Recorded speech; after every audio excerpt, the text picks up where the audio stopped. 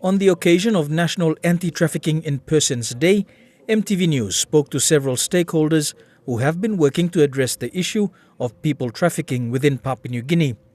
It is an issue that has unfortunately increased over the years due to a lack of surveillance capacity by various agencies.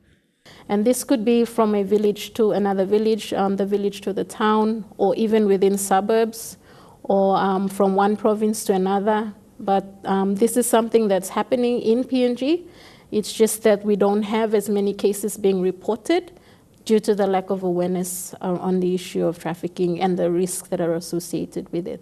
The International Organization for Migration, IOM, has been working with relevant government agencies through a program initiated in 2010. Spearheaded by the Department of Justice and Attorney General, efforts have been made to try to build the capacity of reporting agencies.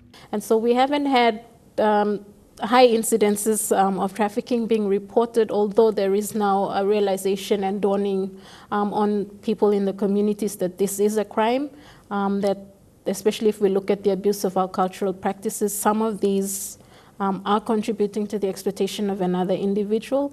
And so with that, we are slowly getting cases being reported, and most of them are potential cases. So it means that this could be a case of trafficking, but an assessment has to be done by an intercepting agency, preferably a government agency.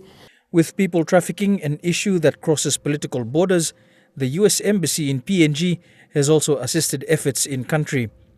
Drawing from its experience in other countries, it says PNG has good legislation. However, the challenge is in its implementation and enforcement.